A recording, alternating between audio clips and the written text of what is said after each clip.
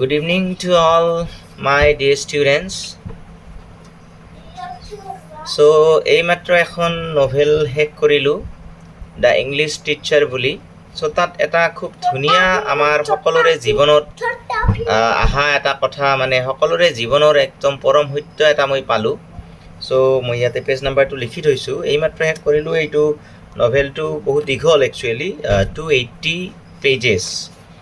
চ' মানে এইখন বড়োলেণ্ড ইউনিভাৰ্চিটিৰ কোনোবা এটা ছেমিষ্টাৰত লাগে ইংলিছ মেজৰ ষ্টুডেণ্টছবিলাকক, first sem, third sem, fifth sem. এতিয়াতো এই তিনিটা ছেমিষ্টাৰে নতুনকৈ আহিব। চ' কোনোবা এটা ছেমিষ্টাৰত লাগে মই নাজানো, মই সেইকাৰণে গৈয়ে শিকাব লাগিব কাৰণে লৈ আহিছিলোঁ। আৰু এনেকুৱা উপন্যাস যি শিকাবলগীয়া আনিছোঁ। আজি প্ৰথমখন শেষ হ'ল।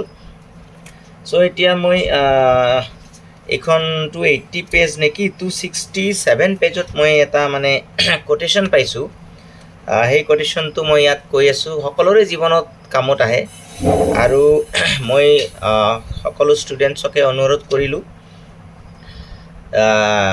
মানে মোৰ এটা চেনেল আছে ইংলিছ লিটাৰেচাৰ পেজ বাই MPD মানৱ প্ৰতিম দাস। চ' তোমালোকে এই চেনেলটো ইংলিছ লিটাৰেচাৰ পেজ বাই MPD ছাবস্ক্ৰাইব কৰি থৈ দিলে এনেকুৱা চিলেবাছৰ ওপৰত মই কিছু দিওঁ, তেতিয়াহ'লে তোমালোকে তাত এইবিলাক পাবা। চ' মই ইয়াতে কোটেশ্যনটো কৈ দিছোঁ। 267 পেজত এই কোটেশ্যনটো আছে, মই পঢ়ি দিছোঁ বাৰু। Wife, child, brothers, parents, friends, we come together only to go apart again. So' আমাৰ ৱাইফ হওক, আমাৰ চাইল্ড বা আমাৰ ল'ৰা ছোৱালী হওক, আমাৰ ভাই হওক, আমাৰ মা দেউতা হওক, আমাৰ বন্ধু হওক, আমি কিয় একলগ হওঁ যে এদিন আমি এৰা এৰি হ'ব লাগিব। We must separate at a time. It is one continuous movement. আৰু এইটো এটা কণ্টিনিউৱাছ মুভমেণ্ট বুলি কৈছে।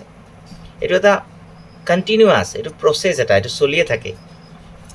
দে মুভ আৱে ফ্ৰম আছ এজ উই মুভ আৱে ফ্ৰম দেম।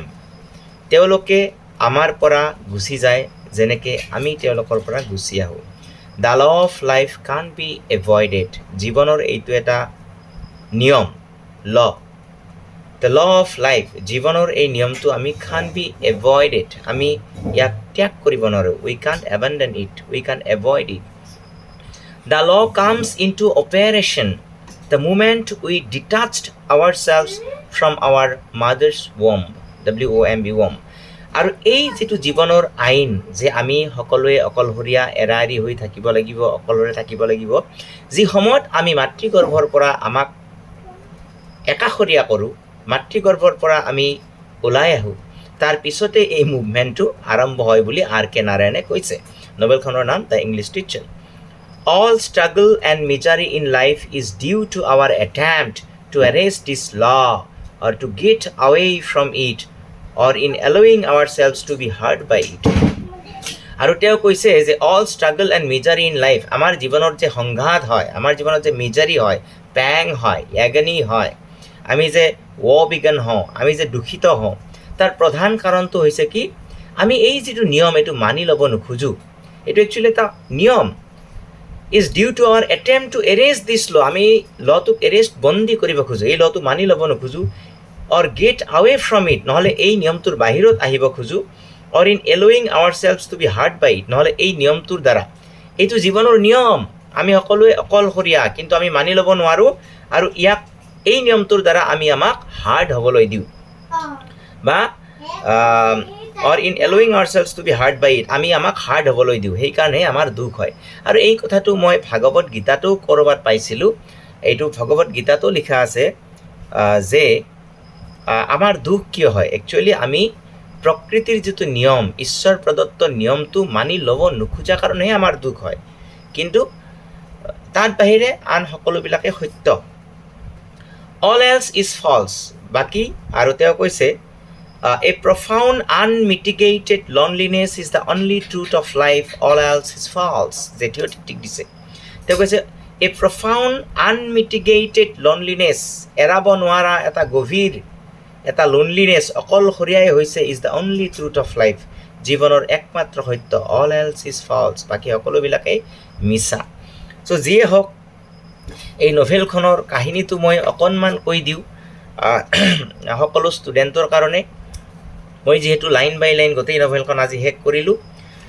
নভেলখন কাহিনীটো একদমেই চিম্পল। তেওঁ একজন ইংলিছ টিচাৰ। ইয়াতে চেপ্টাৰ 1 আৰম্ভ হোৱাৰ লগে লগে I took stock of my daily life. My duty in the interval had been admonishing, cajoling and browbeating a few hundreds boys of Albert Mason College so that they might mug up Shakespeare and Milton. Mug up মানে study intensively. তেওঁ এজন teacher actually, এখন mission স্কুলত কাম কৰে। গাঁৱৰ পৰা তেওঁ বাহিৰত থাকে, চ' অকলশৰে থাকে। তেওঁৰ বিয়া হয়, ঘৈণীয়েক গাঁৱত থাকে। তাৰপাছত তেওঁৰ ঘৈণীয়েক মাক কিছুদিনৰ কাৰণে আহে। তাৰপিছত ঘৈণীয়েক আৰু ছোৱালীটোক তেওঁ খুব 7 মাহত প্ৰথম আহে ইয়াতে। তো আহি দেউতাকে একচুৱেলি এটা মানে ইয়াতে মই পেজ নাম্বাৰটো লিখি দিছোঁ, ষ্টৰি লাইন ক'ত আগবাঢ়ে, ষ্টৰি লাইন 47। চ' দেউতাকে কয় যে তুমি এটা ঘৰ কিনি লোৱা ইংলিছ টিচাৰজনক। চ' তেওঁলোকে মিলি এটা ঘৰ চায়। ইয়াতে 47 পেজত My mother stayed with us the maximum time she could spare, 2 months, and then returned to the village. আৰু তেওঁলোক যেতিয়া প্ৰথম আহিছিল আৰু কেৰেক্টাৰ যেতিয়া ইণ্ট্ৰডিউচ কৰি দিয়ে, তেওঁ মানে ঘটনাৰ মাজতে ইণ্ট্ৰডিউচ কৰি দিয়ে। এতিয়া লীলাক ইণ্ট্ৰডিউচ কৰি দিছে, যিটো ছোৱালী, তেওঁৰ এটা ছোৱালী আছে English টিচাৰজনৰ। There were 3 Bombay men. They liked Leela so much that they tried to give her a lot of biscuits.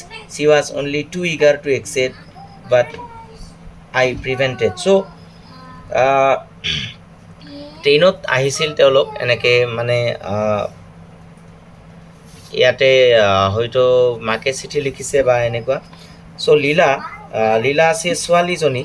চ' তেওঁলোকে ট্ৰেইনত আহে, এনেকৈ আনিব যোৱাৰ পৰা আছে কাহিনী। আৰু ইয়াতে মই ষ্টৰি লাইনত নেক্সট 73ত কিবা এটা লিখি থৈ দিছোঁ।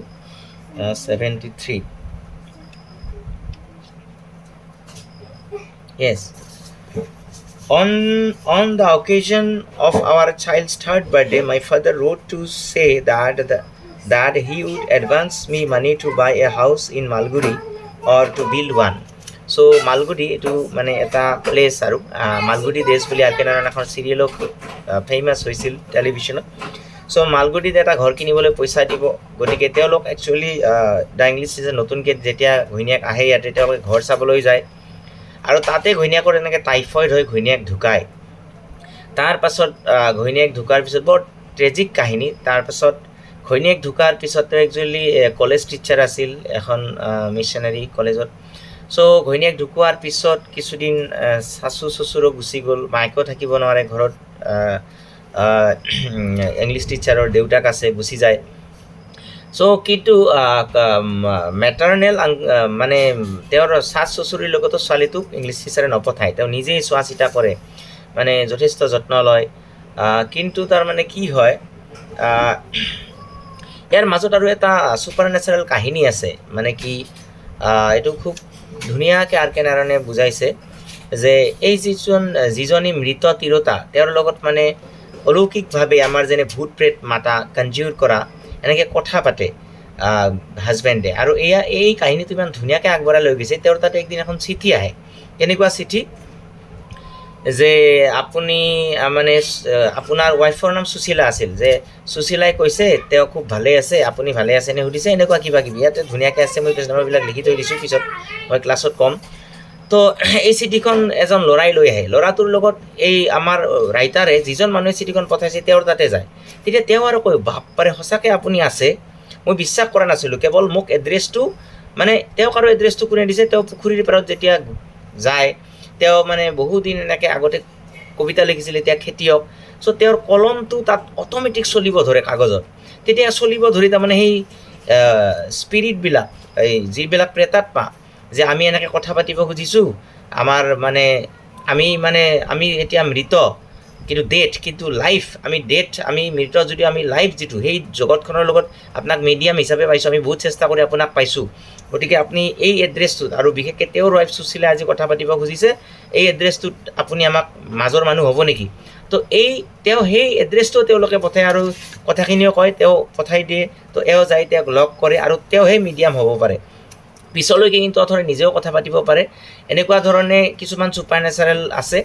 চ' ইয়াতে এই কথাখিনি যে মই কোটেশ্যনটো দিলোঁ, এই কথাখিনি কেতিয়া কয় যে এটা সময়ত কি হয়, অথৰৰ মানে মায়েকে আহি ছোৱালীজনীকো তাৰমানে লৈ যায় আৰু এওঁ কিমান লালন পালন কৰিব, এনেকৈ ছোৱালীজনীক গাঁৱত লৈ যায়। ছোৱালীজনীও নিজে ডাঙৰ হয়, তাই গাঁৱত গুচি যায়, ককাই আইতাকৰ ঘৰত বেছি ভাল পায়, নিজৰ ককাই আইতাকৰ তাতে যায় বাৰু। তো তাতে টিউশ্যন দিয়ে, শিকাব আহে, সিহঁতৰ লগৰ ল'ৰা ছোৱালী পায়। তো অথৰেও উইকেণ্ডছত একদিন চাকৰিৰ মাজত তাত গৈ যেতিয়া ঘৰত ঘূৰি আহি খুব অকলশৰীয়া অনুভৱ কৰে, সেই তেতিয়া এই কোটেশ্যনটো তাৰমানে যে মানে তেতিয়া এই যিটো কোটেশ্যন মই ক'লোঁ যে ৱাইফ ব্ৰাদাৰ্ছ এই সকলোবিলাক লগ হয়, মাই মাদাৰ গট এৱে, আকৌ আছে কোটেশ্যনটো দীঘলীয়া, মই তোমালোক কওক ইয়াতে এৰিলোঁ না, অল এলছ ইজ ফল, বাকী সকলোবিলাক মিছা। আচ্ছা, আমি ইয়াত বহুত সমালোচনাই আছে, শিক্ষাৰো বহুত সমালোচনা আছে, এক্সামিনেশ্যনৰ সমালোচনা আছে ইয়াতে, তথাপি মই এই কোটেশ্যনটোৱে কৈ দিছোঁ, অল এলছ ইজ ফলছ, বাকী সকলোবিলাক মিছা। মাই মাদাৰ গট আৱে ফ্ৰম হাৰ পেৰেণ্টছ, মোৰ মা এদিন তেওঁলোকৰ মা দেউতাৰ পৰা অকলশৰীয়া হৈ আহিছিল। My sisters from our house, মোৰ মোহনী মোৰ ঘৰৰ পৰা বিয়া হৈ গুচি গৈছিল। I and my brother away from its other, মই আৰু মোৰ ভাই এতিয়া ইজনে আনজনতকৈ বেলেগ। My wife was torn away from me, মোৰ ৱাইফ মোৰ পৰা মৃত্যুৱে হৈ গ'ল। My daughter is going away with my mother, মোৰ জীয়ৰী এতিয়া মোৰ মাৰ লগত গ'ল। My father has gone away from his father, মোৰ দেউতা তেওঁৰ দেউতাকৰ পৰা আঁতৰি গ'ল। মাই আৰ্লিয়েষ্ট ফ্ৰেণ্ডছ, মোৰ সেই আগৰ বন্ধু, স্কুলৰ বন্ধুবিলাক, হুৱেৰ আৰ দে, তেওঁলোক এতিয়া ক'ত।